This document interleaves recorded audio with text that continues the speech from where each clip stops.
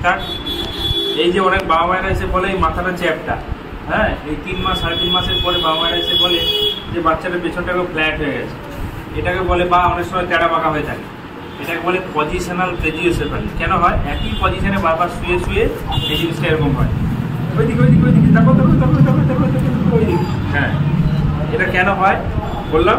Positional প্লেজিওসেফালি। তো এইটা কিন্তু খুবই কমন, এই বয়সে হবেই। তার এটা মানে কমাতে হলে বা এটা ঠিক করতে হলে কী করতে হবে? যখন ব্রেন বাড়বে ধীরে ধীরে, যখন ব্রেন বড় হবে 2 বছর বয়স অবধি অটোমেটিক্যালি শেপ নিয়ে নেবে, অটোমেটিক্যালি মাথা গোল হয়ে যাবে। তবুও আমরা কিছু স্টেপ করতে পারি, সেটা হচ্ছে বাচ্চাকে বারবার পজিশান চেঞ্জ করতে পারি। একবার ডান দিক ফিরিয়ে রাখলাম আধ ঘন্টা, বাঁ দিক ফিরিয়ে রাখলাম আধ ঘন্টা। তারপর পেট চাপড়ি খেয়ে আমি বলেছি টামি টাইম, এইভাবে শুয়ে টামি টাইম করতে হবে, এইভাবে শুয়ে দিতে হবে। এইভাবে কোনো কিছু জিনিসের একটা ফ্ল্যাট সারফেসের উপর শুয়ে দিতে হবে। দিলে কী হবে? ঘাড় তোলার চেষ্টা করবে। দেখি এর কাছে দাঁড়িয়ে থাকতে হবে, দিয়ে ওকে এইভাবে লক্ষ্য রাখতে হবে। এই যে ঘাড় তুলছে ধীরে ধীরে সারফেসের উপর শুয়ে দিতে হবে। দিলে কী হবে?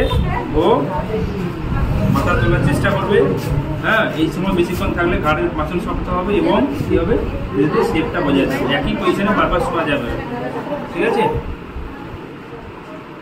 কিছু সময় এরকম রাখলেন, টামি টাইম করলেন যতক্ষণ পারে। তারপর ডান দিক ফিরিয়ে রাখলেন। রান্না করতে নেই তো, বাঁ দিক ফিরিয়ে তো শুতে হবে। কখনো কখনো বাঁ দিক ফিরিয়ে শোয়াবেন।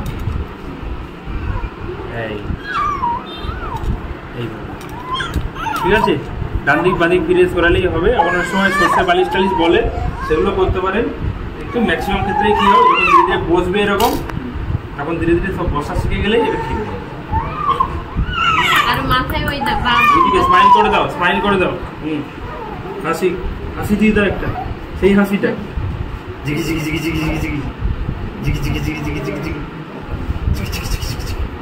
ভয় পেয়ে গেলে তো, ভয় পেয়ে গেলে ছেড়ে দাও। টাটা করে দাও। Ta-ta ta-ta. ওকে।